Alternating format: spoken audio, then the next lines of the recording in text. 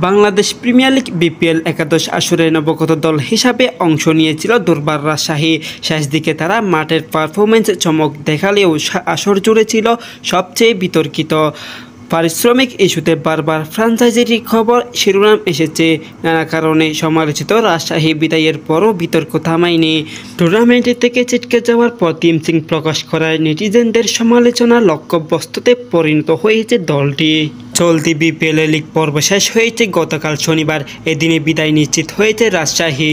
তাসকিন বিজয়ীদের বিদায় নিশ্চিত করে খুলনা টাইগার্স। যদিও দুর্বার রাজশাহী খেলা ছিল না সম্প্রতি, সবার আগে লিগ পর্ব শেষ করেছে এই দলটি, কিন্তু টুর্নামেন্টে তাদের ভাগ্য নির্ধারণে গতকাল পর্যন্ত অপেক্ষা করতে হয়েছে।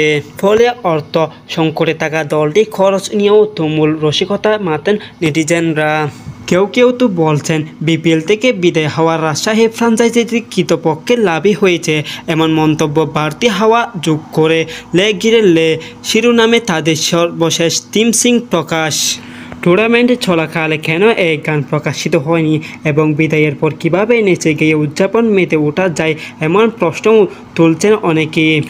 সাধারণত ক্রিকেটারদের উৎসাহ দিতে কোনো দল টিম সিং টুর্নামেন্ট শুরুর দিকে প্রকাশ করা হয়। বিপিএল থেকে বিদায়ের পর গানের সেই প্রাণদায়ী কথাই বা কী মূল্য থাকে? প্রতিটি ফ্র্যাঞ্চাইজির পক্ষ থেকে নির্ধারিত সময়ে পারিশ্রমিক নির্দিষ্ট একটি অংশ পরিশোধ করতে হয় চুক্তিবদ্ধ ক্রিকেটারদের, কিন্তু সেই পথে হাঁটে না বিপিএলের বেশিরভাগ দলই। এক্ষেত্রে সবাইকে ছাড়িয়ে গেছে দুর্বার রাজশাহী। এই বিপিএলের মাঝপথে পারিশ্রমিক বকেয়া থাকা দলটি ক্রিকেটাররা একদিন অনুশীলন বাতিল করেছেন। আরেক ম্যাচে একই কারণে মাঠে আসেননি তাদের কোনো বিদেশি ক্রিকেটার, ফলে রাজশাহী সেই ম্যাচটি বিদেশি ছাড়াই খেলেছিল।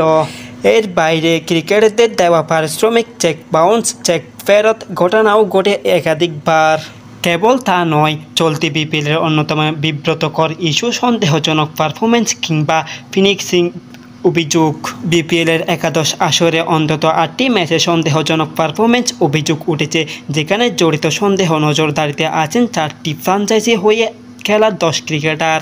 ক্রিকবাজারে এক প্রতিবেদনে বলা হয়েছে, সন্দেহের তালিকায় থাকা ক্রিকেটারদের মধ্যে ফ্র্যাঞ্চাইজি হিসাবে সর্বোচ্চ 12 জন করে ক্রিকেটার খেলেছেন দুর্বার রাজশাহী এবং ঢাকা ক্যাপিটালসের জার্সিতে।